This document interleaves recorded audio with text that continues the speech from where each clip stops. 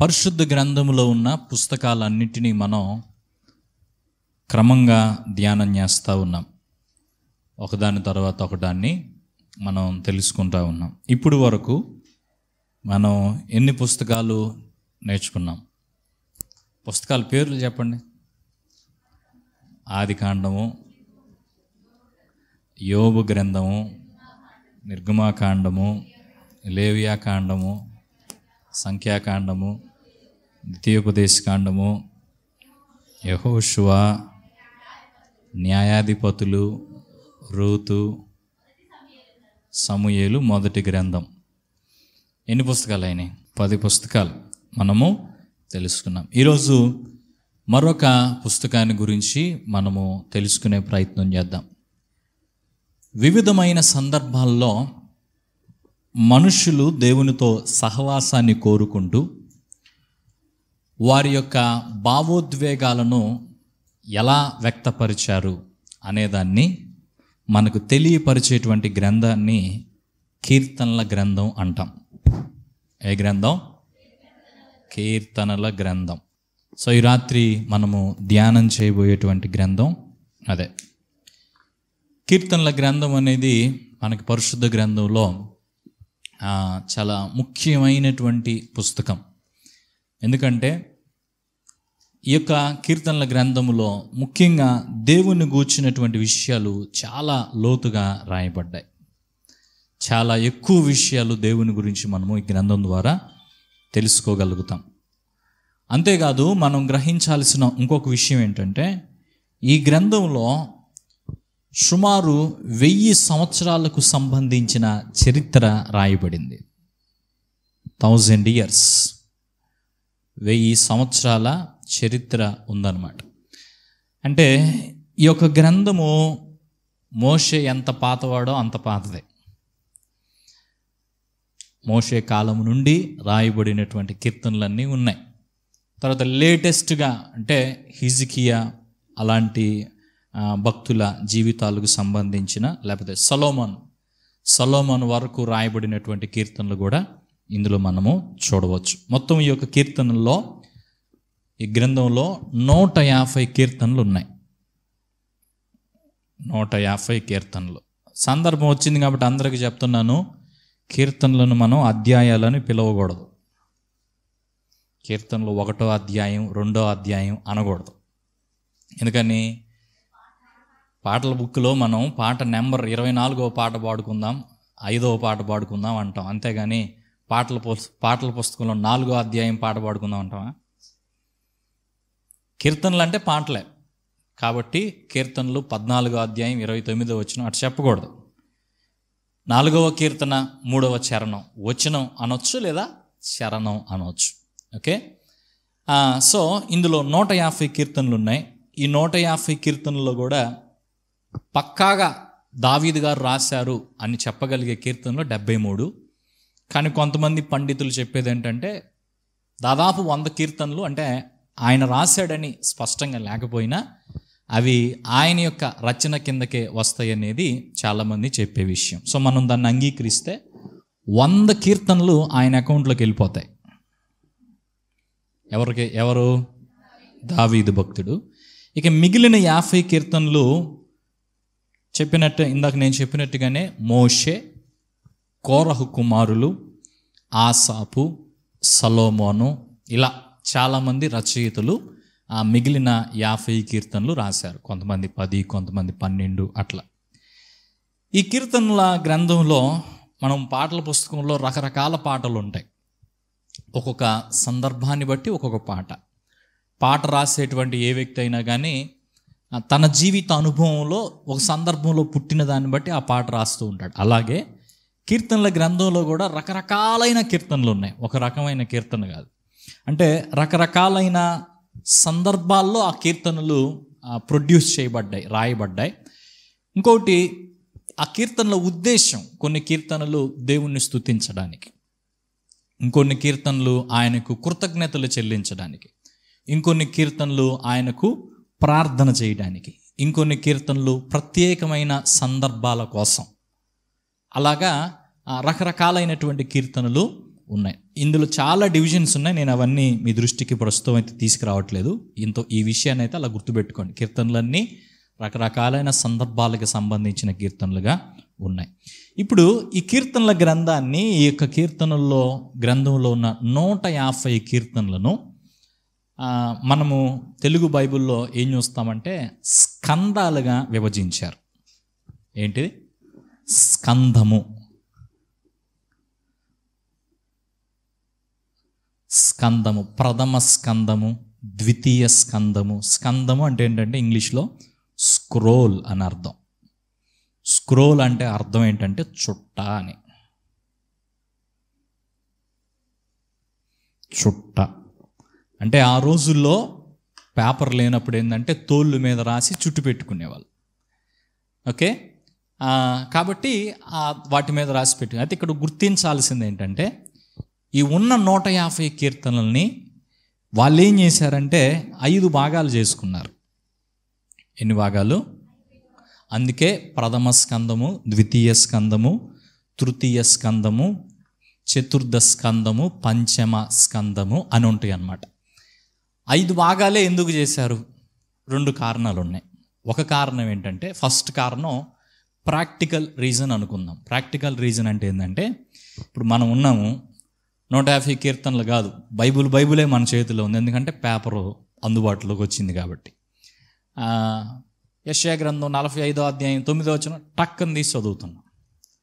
అదే వాళ్ళ పని చేయాలంటే సామాన్యంగా ఉండదన్నమాట. ఉదాహరణకి వాళ్ళకి ఎలా ఉండేదంటే ఒక్కొక్క గ్రంథం ఒక్కొక్క చుట్ట పెట్టుకునేవాళ్ళు. అందుకే యేసుక్రీస్తు వారి కాలంలో ఆయన దేవాలయంలోకి వచ్చినప్పుడు యెషయా గ్రంథపు చుట్ట తీసి ఆయన చేతికి ఇస్తే ఆయన దాన్ని ఓపెన్ చేసి చదివాడని మనం బైబిల్లో చూస్తాం. సో ఒక్కొక్క బుక్కుకి ఒక్కొక్కటి. అయితే మళ్ళా ఇంకో మాట ఏం చెప్పాలంటే, మన బైబిల్లో ఉన్న అరేంజ్మెంట్ వేరు, హెబ్రీ బైబిల్లో అరేంజ్మెంట్ వేరు. హెబ్రీ బైబిల్లో మనకున్నట్టుగా ఇన్ని పుస్తకాలు లేవు. హెబ్రీ బైబిల్లో 22 పుస్తకాలే ఉంటాయి. అంటే కొన్ని పుస్తకాలు ఎట్టన్నా పోయినాయా అనుకోమాకండి, ఎక్కడికి పోవు, అన్నీ ఉంటాయి. కానీ వాళ్ళు ఏం చేశారంటే కొన్ని పుస్తకాలన్నీ ఒక చోటకు పెట్టేసుకున్నారు. అంటే ఉదాహరణకి మీకు ఇంకా ముందుకెళ్ళే గురించి చెప్తాను నేను. ఏంటంటే ప్రవక్తల గ్రంథాలు వస్తాయి. కొన్ని 2 అధ్యాయాలు, 1 అధ్యాయం, 3 అధ్యాయాలు, చిన్న చిన్న పుస్తకాలు. వాటిని ఏమంటారంటే చిన్న ప్రవక్తల గ్రంథాలు అంటారు.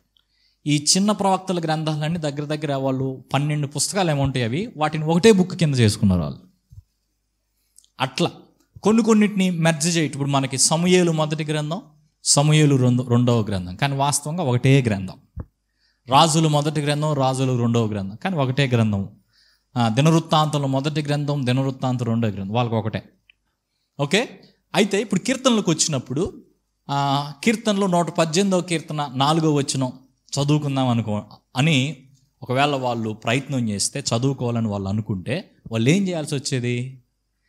150 కీర్తనలు అంటే ఆ గ్రంథపు చుట్ట ఎంత లావు వచ్చి ఉంటుంది?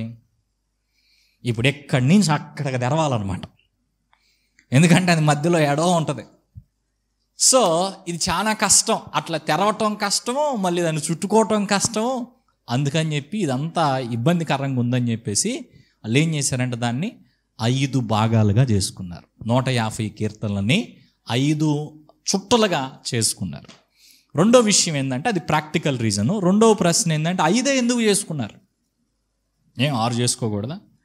10 చేసుకోకూడదా? లేదా 3 చేసుకోకూడదా? 5 ఎందుకు చేసుకున్నారంటే ధర్మశాస్త్ర గ్రంథాలు ఎన్ని? 5. ఆదికాండం, నిర్గమాకాండం, లేవియాకాండం, సంఖ్యాకాండం, ద్వితీయోపదేశకాండం.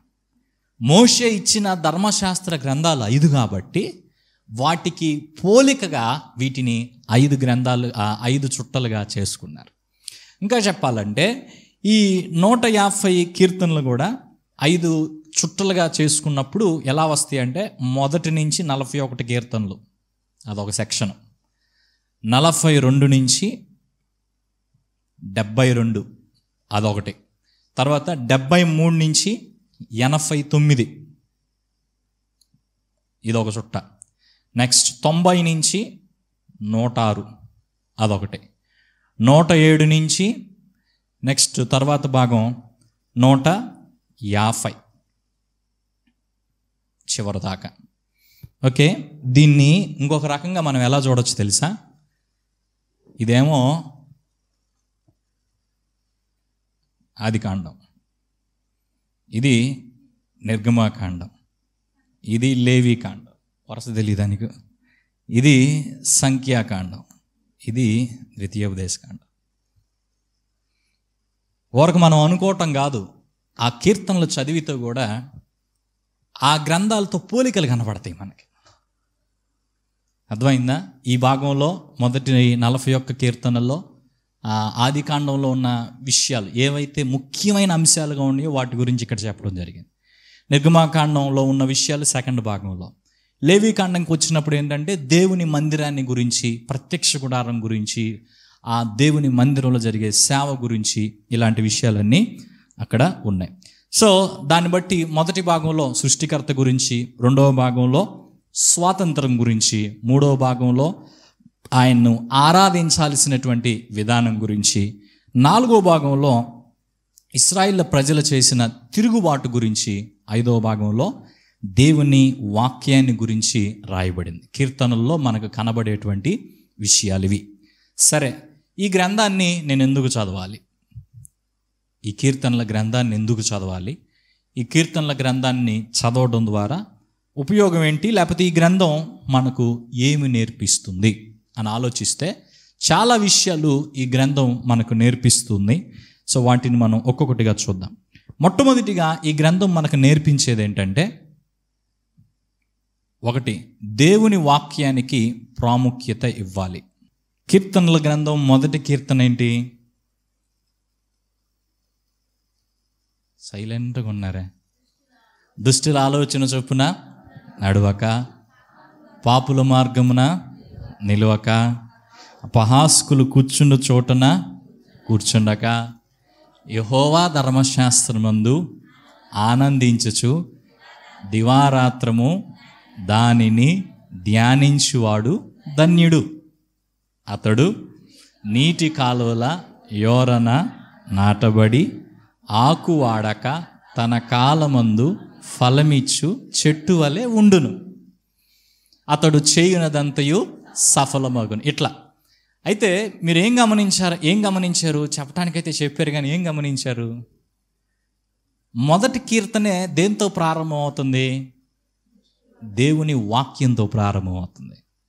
యెహోవా ధర్మశాస్త్రము యందు ఆనందించుచు దివారాత్రము దానిని ధ్యానించువాడు ధన్యుడు. అలా చేసే వ్యక్తికి ఒక ఆకు వాడని చెట్టు ఎలా ఉంటుందో, తగిన కాలమందు ఫలమిచ్చే చెట్టు ఎలా ఉంటుందో అలా ఉంటుంది ఆ వ్యక్తి జీవితం. అతడు చేసేటువంటి పనంతా సఫలమవుతుంది అని కీర్తనల గ్రంథం మొదటి కీర్తనలోనే ఆ విషయాన్ని చెప్పడం జరిగింది. ఇది ఎలా ఉంటాయి అంటే, 1వ కీర్తన 2వ కీర్తన ఎలా ఉంటుందంటే, కీర్తనల గ్రంథం మొత్తానికి ఇది ఒక ఇంట్రడక్షన్ స్టేట్మెంట్లు అయిపోయి అనమాట, ఒక పరిచయ వాక్కులు లాంటివి అనమాట.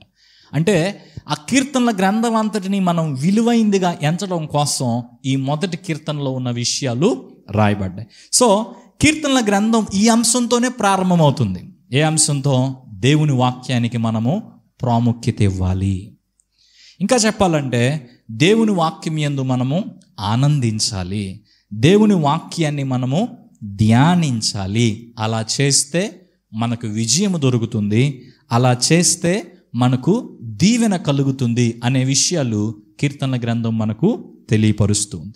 అంతేకాదు దేవుని వాక్యాన్ని గురించి లోపల కూడా మిగతా 150 కీర్తనల్లో చాలా విషయాలు రాయబడ్డాయి. అంటే దేవుని వాక్యము ద్వారా, దేవుని మాట ద్వారా ఈ సృష్టి ఏర్పడింది అని కీర్తనల గ్రంథం మనకు బోధిస్తుంది. ఇంకా చెప్పాలంటే దేవుడు తన వాక్యము ద్వారా మనలను నడిపించటానికి, ముందుకు తీసుకెళ్ళటానికి కొన్ని ఆజ్ఞలు ఏర్పాటు చేశాడు, కొన్ని విధులు ఏర్పాటు చేశాడు అని దేవుని యొక్క ఈ కీర్తనల గ్రంథం మనకు బోధిస్తూ ఉంది. అంతేకాదు కీర్తనలన్నిటిలో పెద్ద కీర్తన ఏంటి? 119వ కీర్తన. ఈ పెద్ద కీర్తనగా పిలువబడే 119వ కీర్తనలో ముఖ్యాంశం ఏంటి? దేవుని వాక్యం. దేవుని వాక్యం మీద లేదా ధర్మశాస్త్రం మీద అద్భుతమైన విశ్లేషణ 119వ కీర్తన. ఛాలెంజ్ అది కంఠస్థం చేయటం. 176 వచనాలు రోజు కొన్ని నేర్చుకున్నా వస్తాయి, ప్రయత్నం చేయండి. 176 వచనాలు. ఓకే, లోతైనటువంటి విశ్లేషణ చేస్తూ ఉన్నది. ఇది మనకేం నేర్పిస్తుందంటే దేవుని వాక్యానికి మన జీవితాల్లో విలువనిచ్చి మనం కొనసాగేటువంటి వారంగా ఉండాలి. మనం దేవుని వాక్యానికి ఎంత విలువిస్తామో ఆ దేవుని వాక్యం మన జీవితాన్ని అంతగా మారుస్తుంది, నూతనపరుస్తుంది, మనకి తెలియని రీతిలో మనలను ముందుకు నడిపిస్తుంది. ఇది మొదటి సంగతి. రెండవ విషయము, ఈ కీర్తన మనకు నేర్పించే రెండవ విషయం ఏంటంటే మెస్సియా కొరకు ఎదురు చూడాలి. మెస్సియా అంటే ఎవరు? యేసయ్యనా? వాళ్ళే మెస్సియా. వాళ్ళు మెస్సియా అంటే మనకి ఇంకొక మాటలో ఏంటంటే క్రీస్తు, అభిషిక్తుడు అని అర్థం. మెస్సియాని వాళ్ళు ఎలా చూస్తారంటే రాజుగా చూస్తారు.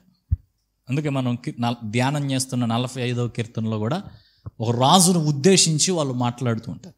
సో ఇప్పుడు ఈ కీర్తనల గ్రంథంలో రెండవ కీర్తన ఏంటి? మొదటి కీర్తన చాలా బాగా చెప్పారు మీరు. రెండవ కీర్తన చెప్పండి. అన్యజనులు యాల అల్లరి రేపిరి.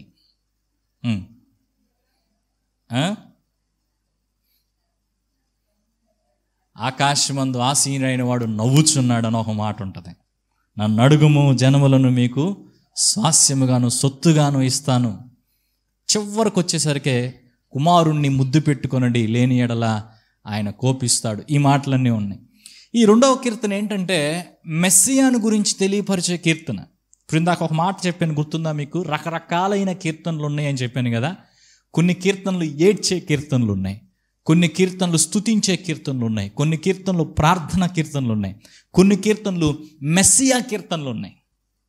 అంటే యేసుక్రీస్తు వారి యొక్క రెండవ రాకడ గురించి కానీ, మొదటి రాకడ గురించి కానీ, ఆయన అనుభవించే కష్టాలను గురించి కానీ, శ్రమలను గురించి కానీ ప్రవచనాత్మకంగా రాయబడినటువంటి కీర్తనలు మెస్సియా కీర్తన.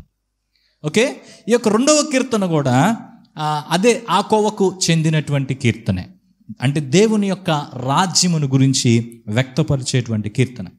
ఇశ్రాయేలు ప్రజలు వారి జీవితంలో కష్టాలు అనుభవిస్తున్నప్పుడు, శ్రమలు అనుభవిస్తున్నప్పుడు, ఆ కష్టాల గుండా శ్రమల గుండా వెళుతున్నప్పుడు వాళ్ళు ఏం చేసేవాళ్ళంటే ఇది గుర్తు చేసుకునేవాళ్ళు. ఏంటది? మెస్సియా వస్తాడు, మా రాజు వస్తాడు, అభిషేక్తుడు వస్తాడు, ఆయన వచ్చి తన రాజ్యాన్ని స్థాపిస్తాడు, అప్పుడు మాకు ఈ కష్టాలన్నీ తొలగిపోతాయి, అప్పుడు మాకు విడుదల కలుగుతుంది అనేటువంటి నిరీక్షణ కీర్తనలో మనకు ఎక్కువగా కనబడేది. నిరీక్షణ, హోప్. దాని కొరకు వారు నిరీక్షిస్తూ ముందుకు కొనసాగేటువంటి వారుగా ఉంటూ ఉంటారు.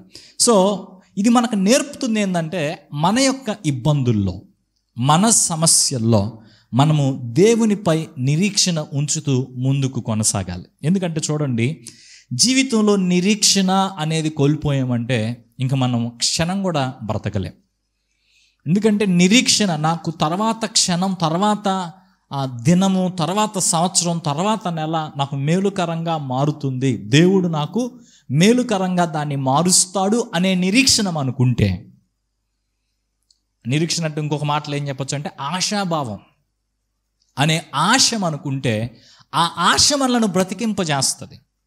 ఆ ఆశ ఇంకొక దినాన్ని చూసే విధంగా, నిరాశతో కాకుండా మంచిగా ముందుకు అడుగు వేసే విధంగా చేస్తుంది.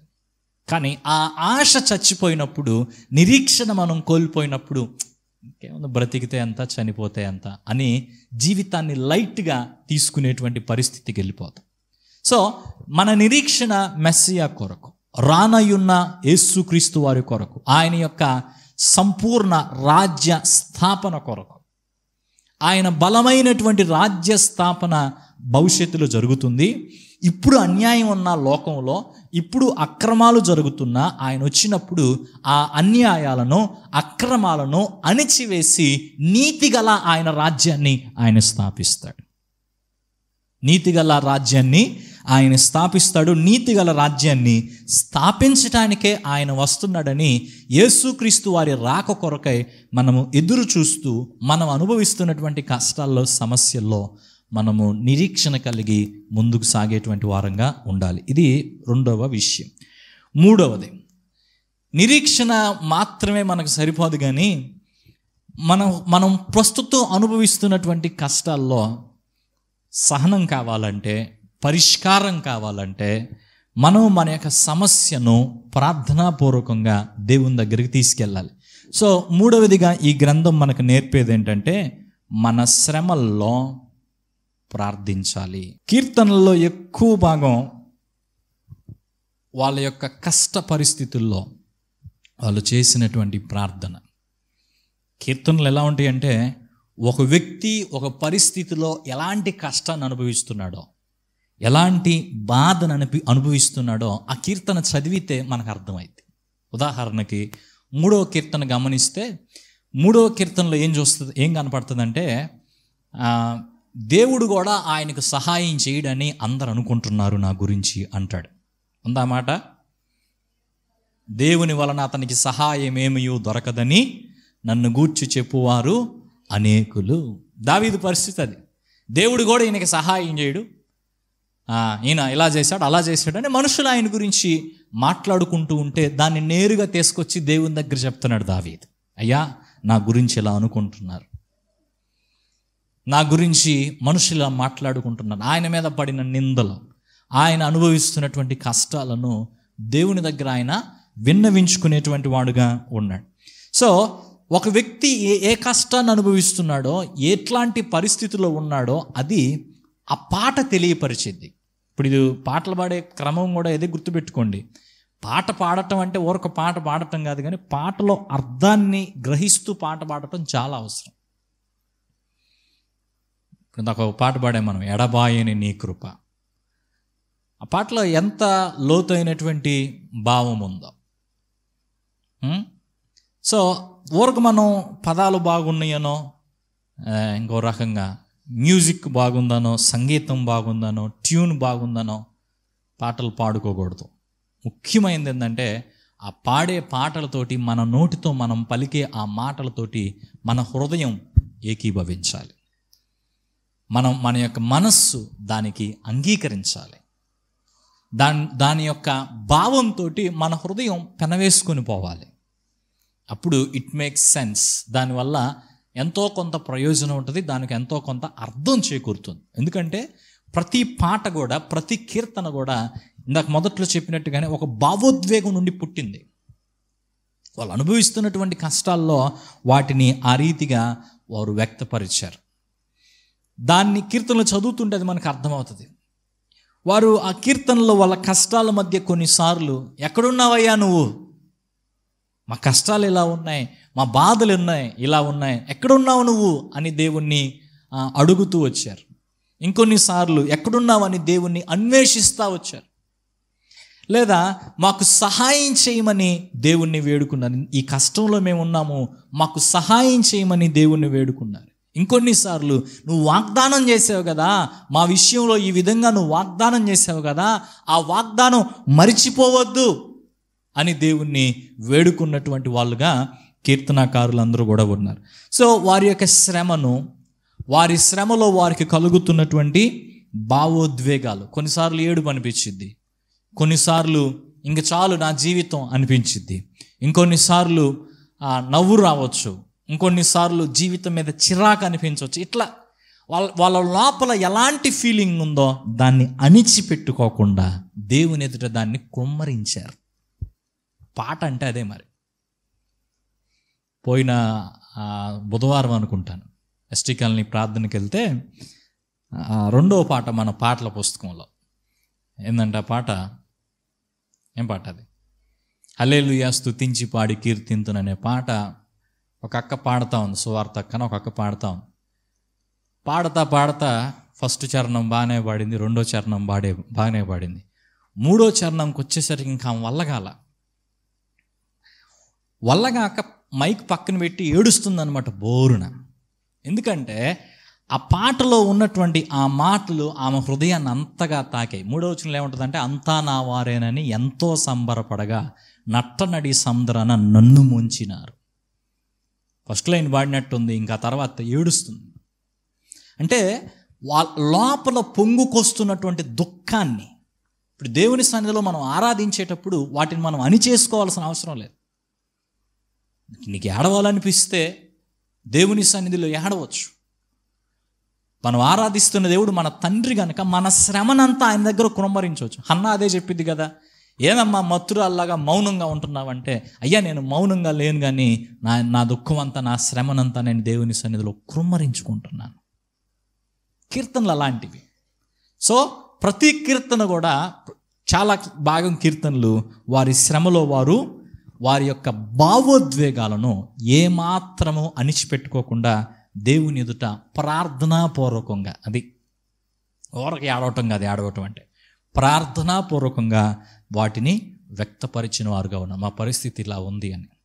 సో మన జీవితాల్లో అన్ని సందర్భాల్లో, ముఖ్యంగా కష్టాలు ఎదుర్కొంటున్నప్పుడు, శ్రమ కలిగినప్పుడు ఆయుధం ప్రార్థనే.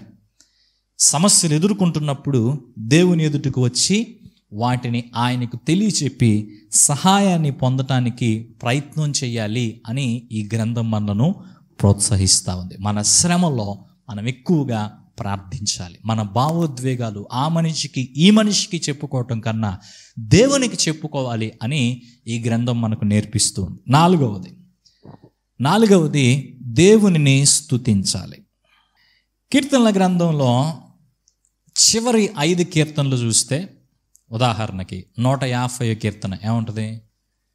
దేవుణ్ణి స్తుతించుడి, ఎల్లప్పుడు దేవుణ్ణి స్తుతించుడి, ఆయన పరిశుద్ధ ఆలయమందు, ఆయన పరిశుద్ధ ఆలయమందు, ఆయన సన్నిధిలో, ఆయన సన్నిధిలో ఎల్లప్పుడు దేవుని స్తుతించుడి.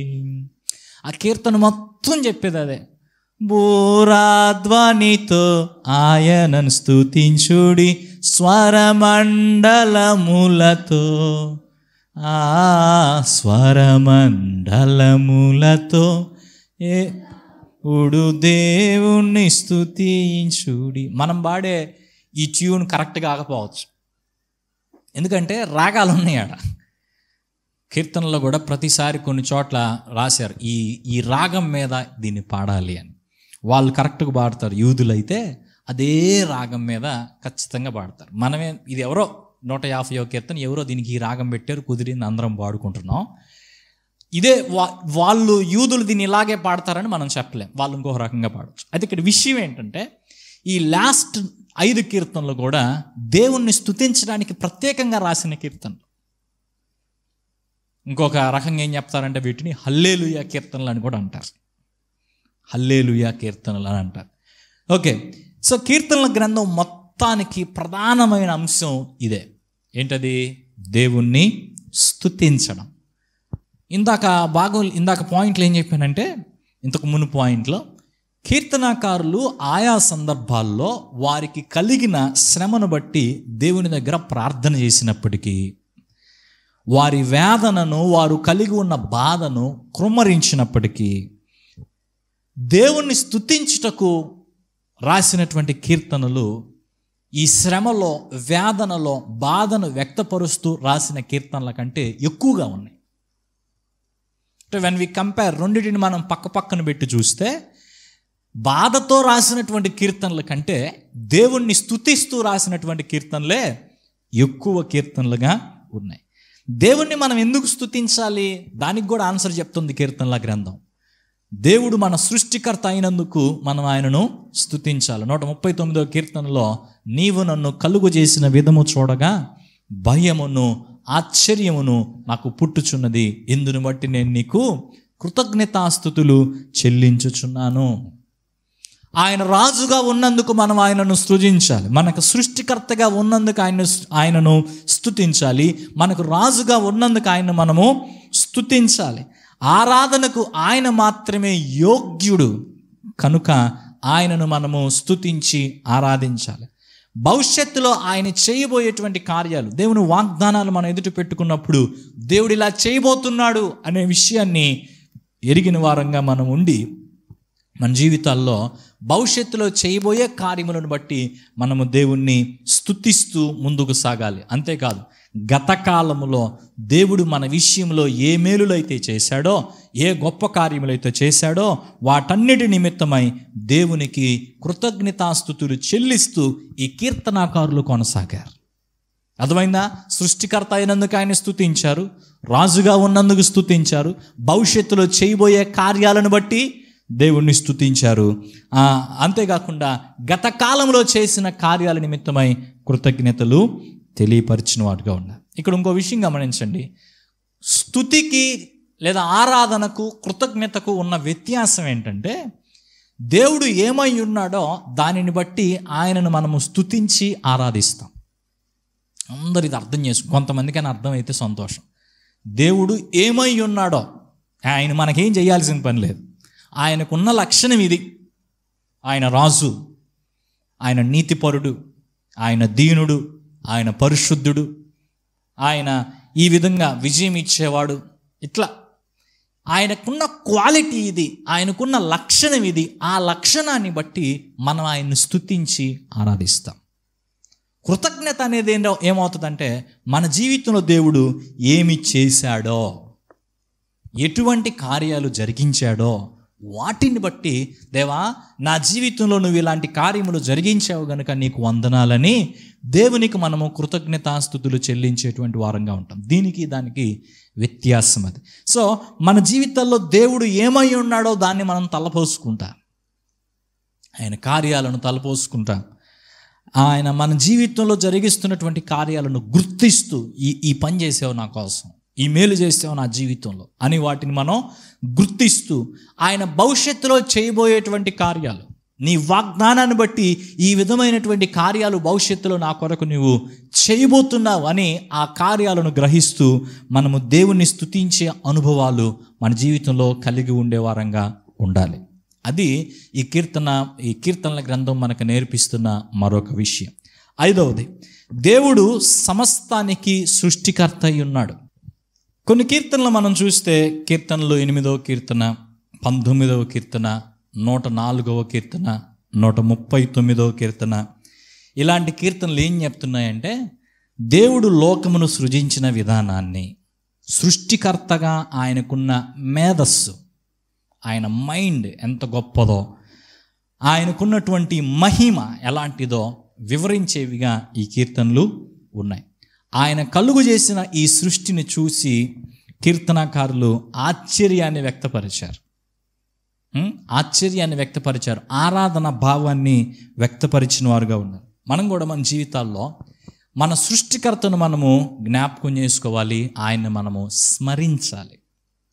మన సృష్టికర్తను జ్ఞాపకం చేసుకోవాలి, ఆయనను మనం స్మరించాలి. అంతేకాదు, అలా మన జ్ఞాపకానికి ఆయన వస్తున్నప్పుడు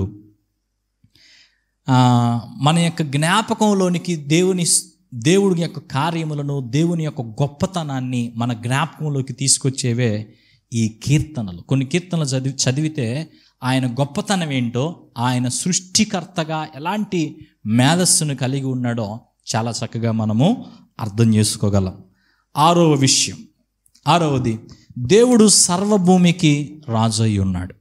ఈ లోకంలో చాలామంది పరిపాలకులు ఉండొచ్చామో కానీ సమస్తానికి దేవుడే పరిపాలకుడు. ఆయన రాజ్యం, ఈ లోకమంతా ఆయన రాజ్యమే. 2వ కీర్తన, 29వ కీర్తన, 47వ కీర్తన, వీటితో పాటుగా 93 నుండి 99 వరకు ఉన్నటువంటి కీర్తనలన్నీ కూడా దేవుని రాజ్యాన్ని గూర్చి,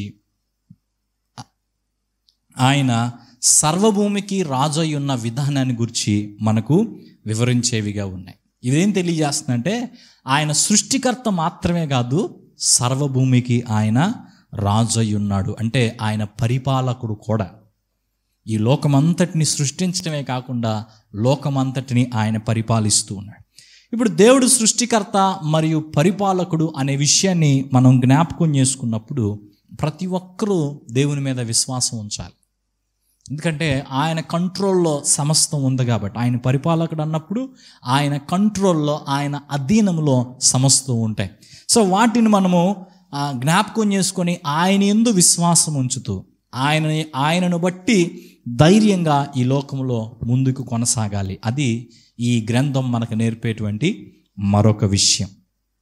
తర్వాత 7వది, దేవుడు మాత్రమే ఆరాధనకు యోగ్యుడు. సృష్టికర్త అయిన దేవుడు, సమస్తానికి పరిపాలకుడుగా ఉన్న దేవుడు, ఆయన మాత్రమే ఆరాధనకు యోగ్యుడు. ఆరాధన కోరుకునేది ఎవరు? యేసయ్య కాకుండా, దేవుడు కాకుండా.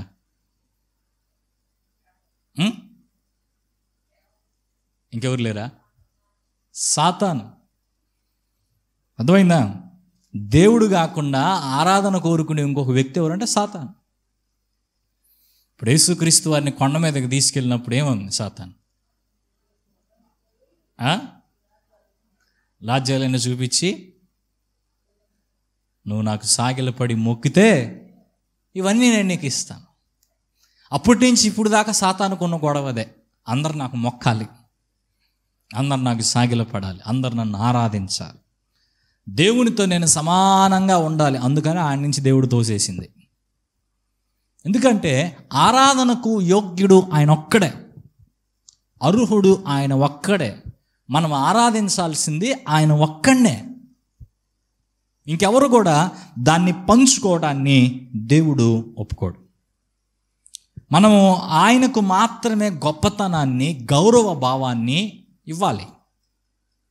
ఆయనకి చెందవలసినటువంటి ఆరాధనను మనుషులకిచ్చిన, లేకపోతే సాతానుకిచ్చిన, ఇతరమైన వేటికి మనం ఇచ్చినా కానీ దేవుడు దాన్ని సహించలేడు. ఇక్కడ ఇంకో విషయం గమనించండి. ఆరాధన అంటే ఏంది అసలు? ప్రేమించటం. అది దేవుణ్ణి ప్రేమించటం, లేకపోతే మన ప్రేమను వ్యక్తపరచటం. ఇంకొక రకంగా ఏం చెప్పొచ్చు అంటే, ప్రేమ తారాస్థాయికి వెళ్ళినప్పుడు అది ఆరాధన అవుతుంది. అది మనిషి గురించి అయినా, ఒక వస్తువుకైనా, ఒక వ్యక్తి అయినా, లేకపోతే సాతానైనా, దేవుడైనా. ఇప్పుడు మనం అంటే నేనేం చెప్పడానికి ప్రయత్నం చేస్తున్నానంటే, ఇప్పుడు అందరు దీంతో అంగీకరిస్తే దేవునిని ప్రేమించడమే దేవుణ్ణి ఆరాధించడం. అందరు ఒప్పుకుంటారా దాంతో? అందరికి అర్థమైంది ఆ విషయం? దేవుణ్ణి ప్రేమించటమే దేవుణ్ణి ఆరాధించడం. అయితే దేవుణ్ణి కాకుండా మనము ఈ లోకంలో మరి దేన్ని ఎక్కువగా ప్రేమించినా మనము దాన్ని ఆరాధిస్తున్నట్టు లెక్క. నేను ఆరాధిస్తున్నాను అని చెప్పుకోవటం అది ఉత్తమ ఆట అవుతుంది. అప్పుడు నేను పూజ చేయట్లేదు అనొచ్చు, విగ్రహాలకు మొక్కట్లేదు అనొచ్చు, ఫైన్, బాగానే ఉంది. అది చేయట్లేదు సరే, కానీ దాని స్థానంలో దేవుడు ఏం కోరుకుంటున్నాడు? నీ పూర్ణ హృదయముతోనూ, నీ పూర్ణ మనస్సుతోనూ, నీ పూర్ణ ఆత్మతోనూ నన్ను ప్రేమించమంటున్నాడు కదా. మరి అది మనం ఇవ్వలేకపోయినప్పుడు, అలా చేయలేకపోయినప్పుడు మనము దేవుణ్ణి ఆరాధించట్లేదు అనేది స్పష్టం. ఇప్పుడు ఇంకొకటి, మనం దేవుని అలా ప్రేమించట్లేదు అని అంటే ఇంకెవరినో ప్రేమిస్తున్నాం అని అర్థం. ఇంక అందులో ఏమంటారు, ముసుగులో గుద్దులాంటి ఏమీ లేదు. ఇక అందులో దేవుణ్ణి మనము ప్రేమించట్లేదు. ఇప్పుడు దేవుణ్ణి సంపూర్ణంగా మనం ఎందుకు ప్రేమించలేకపోతున్నామంటే మన ప్రేమ భాగాలు చేసి ఇంకెవరికో దాన్ని పంచుతున్నాం. అందుకే సంపూర్ణంగా దేవుణ్ణి మనం ప్రేమించలేకపోతాం.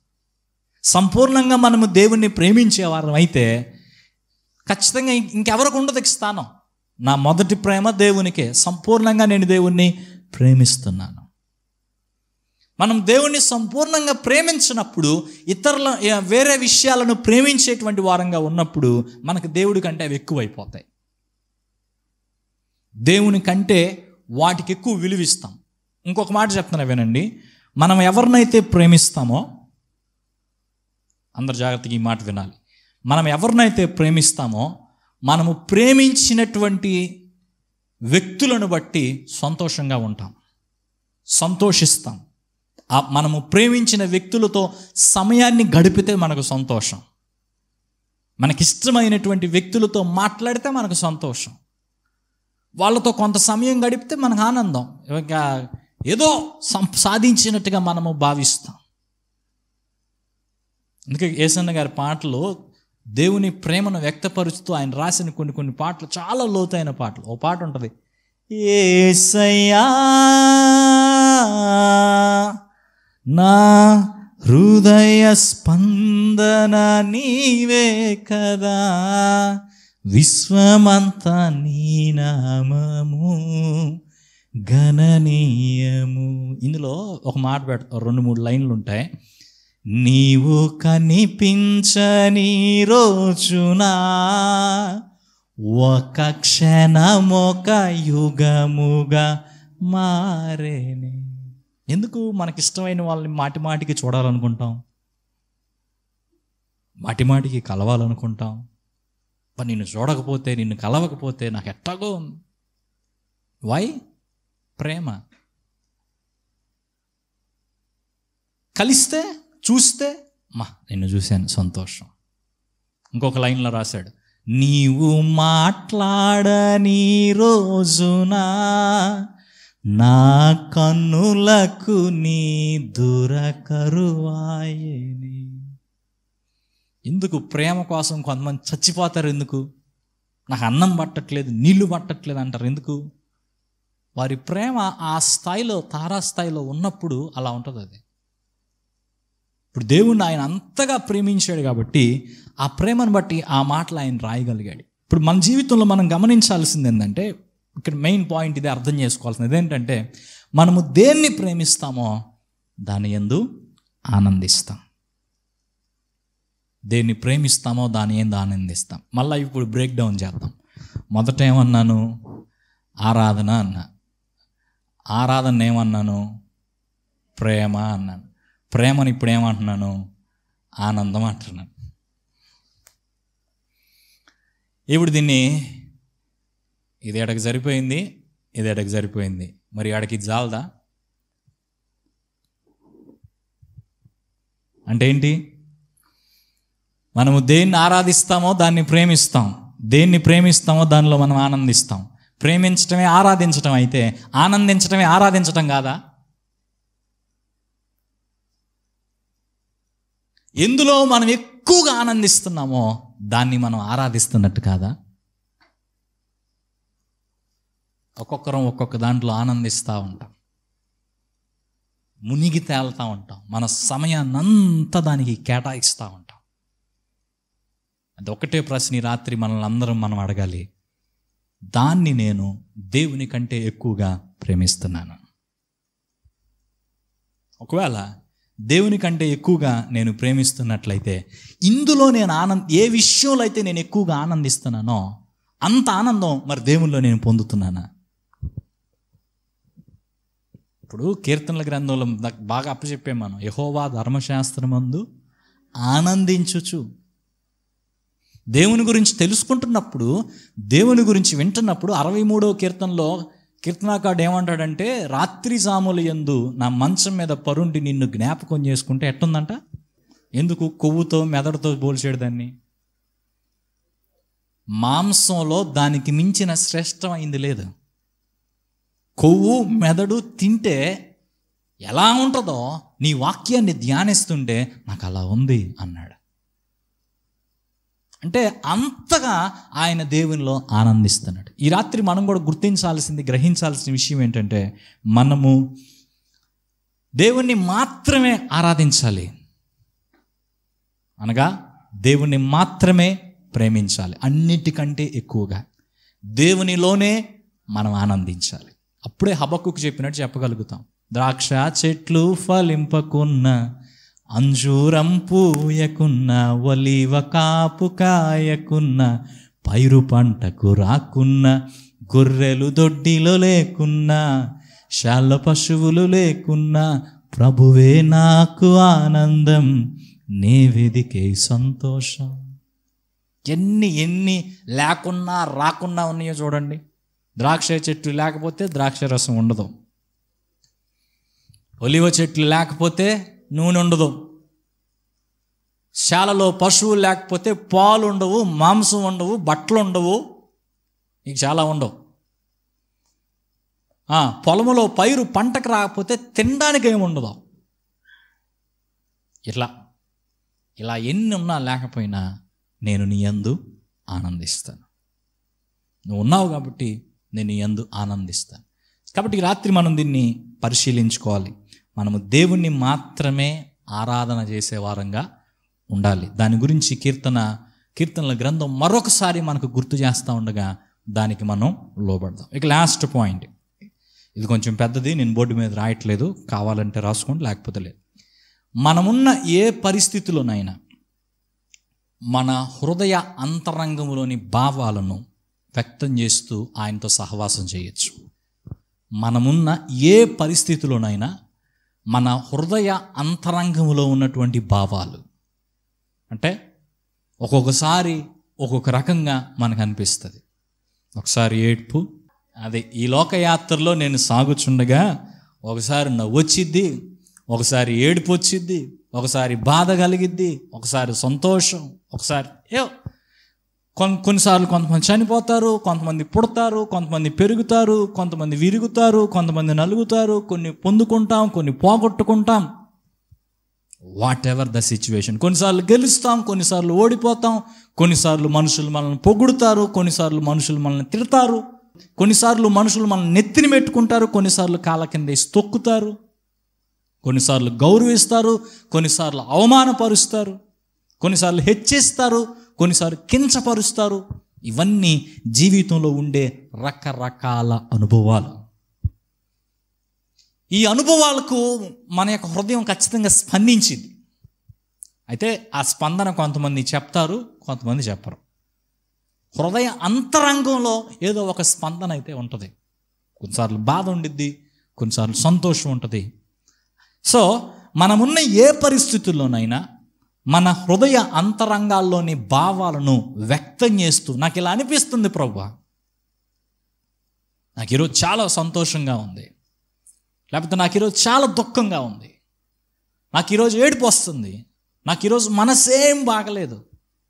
ఇవి మన హృదయంలో ఉన్నటువంటి భావాలు, ఉద్వేగం అప్పటికప్పుడు పొంగి పొర్లుద్ది అన్నమాట ఒక్కోసారి. అందుకే కొంతమంది ఎగురుతారు, కొంతమంది దొర్లాడతారు, కొంతమంది మోకరిస్తారు, కొంతమంది నిలబడతారు, కొంతమంది తిరుగుతారు. రకరకాలు వారి యొక్క హృదయంలో కలిగినటువంటి స్పందనను వారు ఆ విధంగా వ్యక్తం చేస్తారు. దాన్ని వ్యక్తం చేస్తూ ఆయనతో సహవాసము చెయ్యవచ్చు. ఏ పరిస్థితుల్లోనైనా మన హృదయ అంతరంగంలో ఉన్నటువంటి భావాలను వ్యక్తం చేస్తూ ఆయనతో మనము సహవాసం చేయొచ్చు. ఇక్కడ మనం నేర్చుకోవాల్సింది ఏంటంటే, పరిస్థితి ఏదైనా, అందరూ వినండి, పరిస్థితి ఏదైనా మనము దేవుణ్ణి స్తుతించి ఆరాధించడానికి నేర్చుకోవాలి. కొన్ని పాటలు కొన్ని సందర్భాల్లో పాడకూడదని చెప్తారు. చావింటికి వెళ్ళి పెళ్లి పాట, పెళ్ళింటికి వెళ్ళి చావు పాట పాడొద్దు అంటారు. కానీ ఎక్కడైనా ఎప్పుడైనా పాడగలిగిన పాట ఏంటి? దేవుణ్ణి స్తుతించే పాట. పెళ్ళికి పాడు, చావుకు పాడు, ఇంటి గృహప్రవేశానికి పాడు, కోటు పాడు, ఎక్కడైనా దేవుణ్ణి స్తుతించడానికి మనం ఆ పాట పాడొచ్చు. ఎందుకంటే ఇక్కడ నేను చెప్పిన మాట అదే, పరిస్థితి ఏదైనా మనము దేవుణ్ణి స్తుతించి ఆరాధించడానికి నేర్చుకోవాలి. కష్టం వచ్చినా స్తుతించగలగాలి, సంతోషం కలిగినా స్తుతించగలగాలి. అంతేకాదు దేవుని స్తుతించడం మాత్రమే కాకుండా అన్ని సందర్భాల్లో, కీడు కలిగినప్పుడే కాదు, సంతోషం కలిగినప్పుడే కాదు, హృదయంలో మనం కన్నీళ్ళే అన్నపానాలుగా మిగిలినప్పుడే కాదు, అన్ని సందర్భాల్లో దేవునితో మనము సహవాసం చేసే వారంగా ఉండాలి. ఇది మనకి కీర్తనలు నేర్పే ప్రధానమైన సందేశం. ఎందుకంటే దావీదు కవి కాబట్టి ప్రతి సందర్భంలో ఆయనకు ఒక పాట ఉందన్నమాట. విజయం దొరికిందా పాట రాస్తాడు, ఓటమి వచ్చిందా పాట రాస్తాడు, శత్రువులు తన గురించి చెడుగా మాట్లాడుకుంటున్నారా పాట రాస్తాడు. చూడండి, మీకు ఇంట్రెస్ట్ ఉంటే, ఆసక్తి ఉంటే కీర్తనల గ్రంథంలో ప్రతి కీర్తనకు పైన ఏదో ఒకటి ఉంటుంది చిన్న చిన్న అక్షరాల్లో, అవి చదవండి. దాంట్లో కొన్నిసార్లు ఏముంటుందంటే, అబ్షాలోము యొద్ద నుండి పారిపోయినప్పుడు దావీదు రచించిన దైవ ధ్యానము. ఎడారిలో కూర్చొని పాట రాస్తాడు, రాజభవనంలో కూర్చొని పాట రాస్తాడు. ప్రతి సందర్భంలో, ప్రతి అనుభవంలో దావీదుకి ఏంటి? నేను దేవునితో సహవాసం చేయాలి, నాదేందో తీసుకొని పోయి దేవునికి చెప్పుకోవాలి. సో పాటలు నిజంగా మనల్ని దేవునికి దగ్గరగా చేరుస్తాయి. మనం కవులం కాకపోవచ్చు, దావీదు అంత బాగా మనం రాయలేకపోవచ్చు, అన్ని సందర్భాల్లో పాటలు రాయడం మనకు చేతకాపోవచ్చు, కానీ మన నోటి మాటలతోటి మనకు చేత అయిన రీతిలో దేవుణ్ణి స్తుతించి ఆరాధించి ప్రభువుతో సహవాసం చేయడం అయితే ఖచ్చితంగా చేయగలం. కాబట్టి ఆయన వాక్యానికి ప్రాముఖ్యత ఇద్దాం. కష్టాల్లో దేవుని రాజ్యం కొరకు ఎదురు చూద్దాం. మన శ్రమల్లో దేవుని సహాయం కొరకు ప్రార్థన చేద్దాం. దేవుడు చేసిన మేలులన్నిటిని బట్టి, దేవునికి ఉన్న గుణలక్షణాలను బట్టి ఆయన స్తుతిద్దాం.